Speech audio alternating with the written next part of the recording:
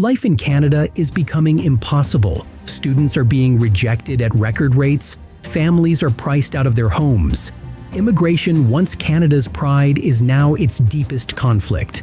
In Toronto, dueling demonstrations erupt.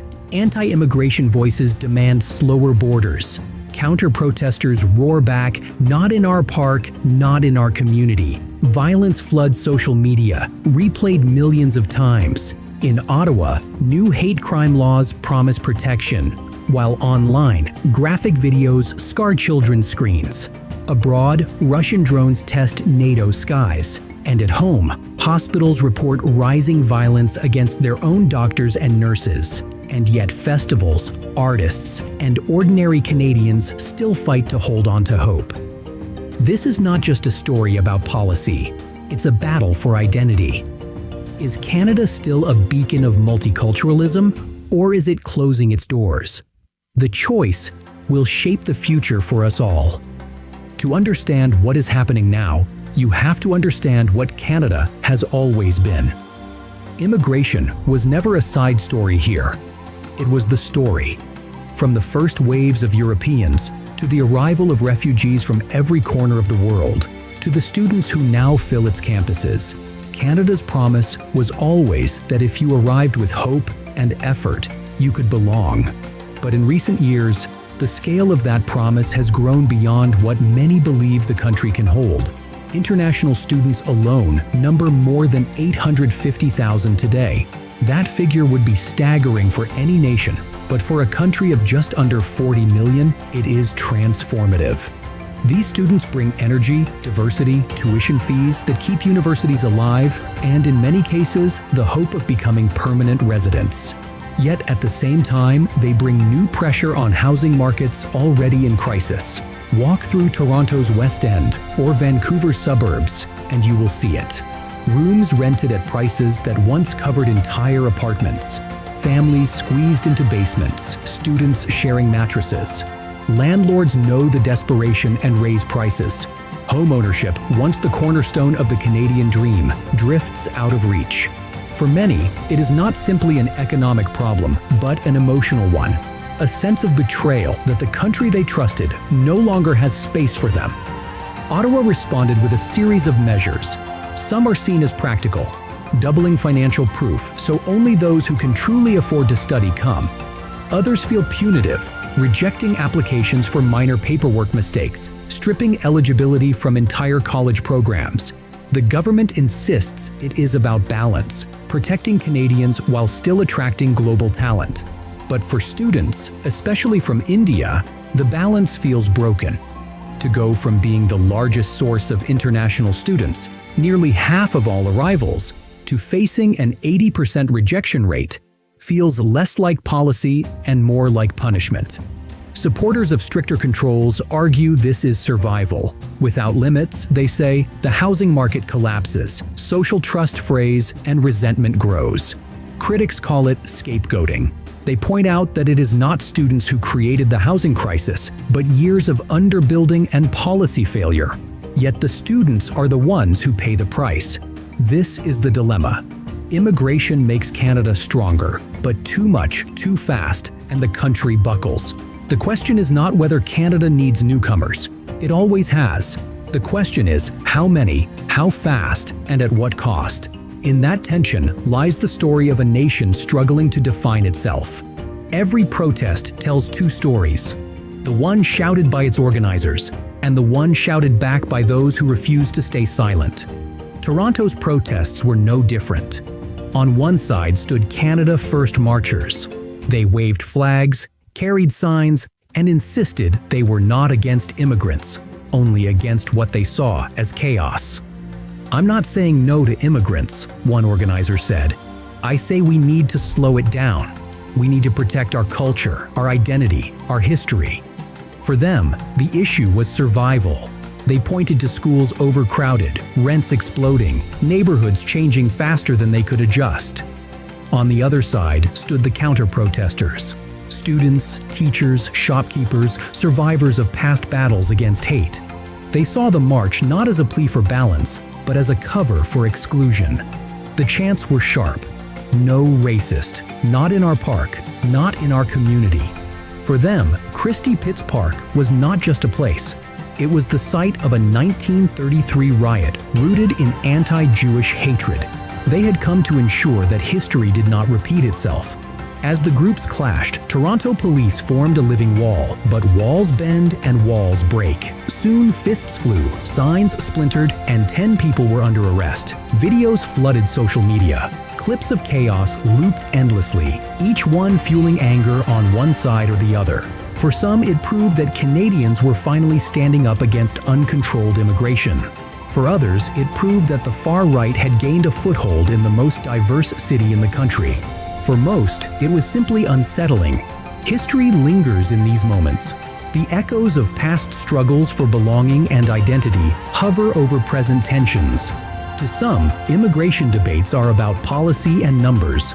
To others, they are about who we are as a people, what we stand for, and what we fear losing. That is why the protests in Toronto mattered. They were not only about visas or housing, they were about the soul of Canada itself. When the chaos of Toronto's streets faded, the echo carried into the halls of Ottawa. In the capital, politicians debated what the protest revealed: a country increasingly divided, searching for a way to keep both security and compassion alive. Prime Minister Mark Carney promised action. He said Canada would not tolerate hate in its public spaces. A new bill was drafted, one that would make intimidation around schools, synagogues, mosques, temples, and community centers a criminal offense. Blocking access, shouting threats, harassing worshippers. These acts would be met with serious charges. The intention was clear: to give law enforcement sharper tools in a climate where hate crimes have nearly doubled since 2020.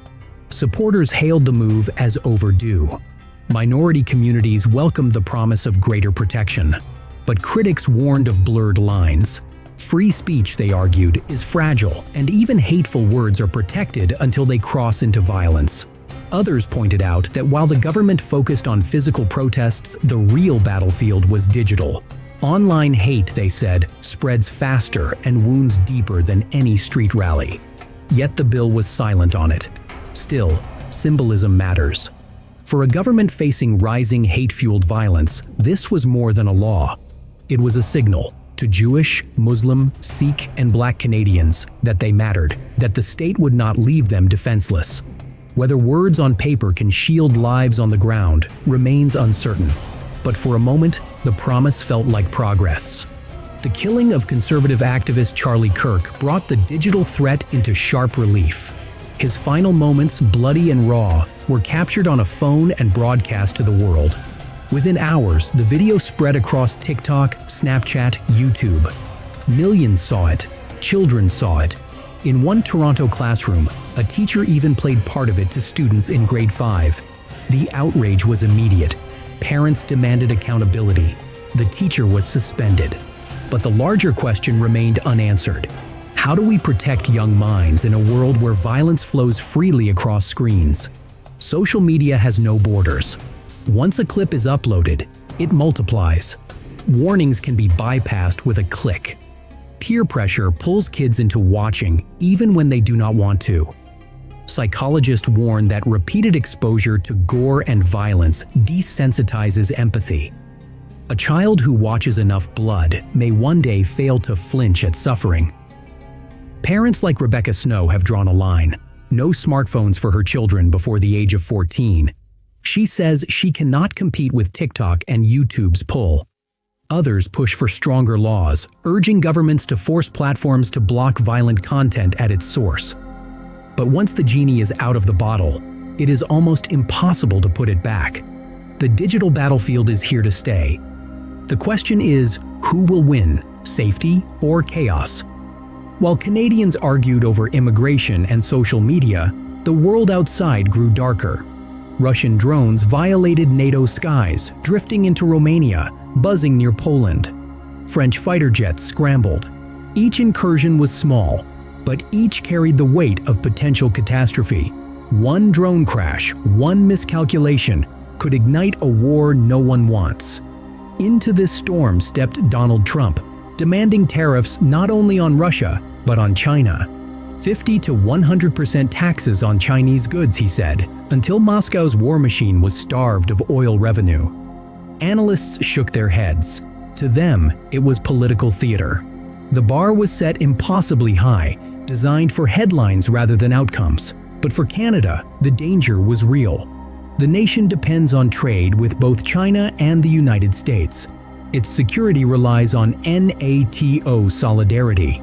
Yet in a world where superpowers collide, middle powers like Canada risk being crushed between them. Experts warn the country has less than 2 years to adapt, to invest in defense, in diplomacy, in resilience, or risk being left alone in a fractured world. The skies over Europe may feel far away, but every drone, every tariff, every sanction echoes in Canadian lives. Oil prices, grain shipments, supply chains, they ripple through every grocery bill and rent payment. The storm abroad does not stay abroad. It always finds its way home. Not all battles are fought with weapons. Some are fought with stories. In Vancouver, the stage was set not for politics, but for fantasy. The Harry Potter Forbidden Forest experience promised glowing lanterns, enchanted creatures, and families wandering through magic. Tickets sold fast. Children counted down the days. Then came the backlash. Critics demanded cancellation, citing J.K. Rowling's statements on transgender issues. They asked how a multicultural, inclusive city could profit from a figure accused of spreading harm. Supporters fired back, saying Harry Potter is bigger than its author, a story of resilience and friendship that belongs to the world. The debate was no longer about wizards, it was about values. What does inclusion mean? What role should cities play in choosing which art to host? For some, canceling was censorship. For others, hosting was complicity. The Forbidden Forest revealed something deeper. Canada's cultural debates are not just entertainment. They are about identity. Who gets to belong? Whose stories are celebrated and whose are silenced? In the glow of lanterns, Canadians were not simply walking through fantasy. They were walking through the thorniest questions of their time. In Prince Edward Island, music offered another kind of story. The Somo Festival unfolded with joy. Bracelets scanned, seafood steaming, Alanis Morissette's voice echoing under the summer sky. For a moment, politics vanished. People danced, laughed, and remembered why festivals matter. Yet even here, tension slipped in. Rising TikTok star Alex Warren canceled, citing exhaustion. Fans were devastated. His apology video went viral, 20 million views. Festival organizers called it a miscommunication, but the disappointment lingered. Behind the scenes, festivals are lifelines. They pump millions into small-town economies. Hotels fill, restaurants overflow, vendors thrive. For some communities, one weekend of music sustains an entire season of business. When stars cancel or controversies erupt, the ripple is felt not just by fans, but by the livelihoods of thousands. In Canada, festivals have become more than entertainment. They are escapes, yes, but also reminders that culture is an economic engine, that joy itself can be infrastructure. In a world weighed down by crisis, the power of a song, a stage, a crowd cannot be dismissed. But not all gathering places bring joy.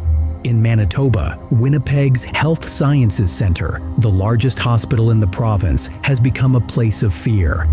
Nurses speak of being punched, shoved, held at knife point. Doctors warn of burnout and trauma.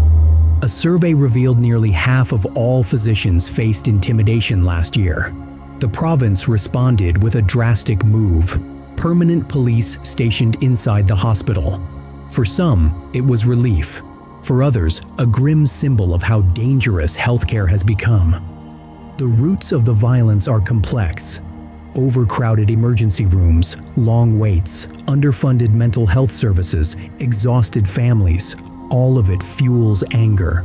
But when that anger turns on the very people trying to heal, the system begins to fracture. Healthcare workers, once celebrated as heroes, now fear their workplaces. Safety is the baseline of care.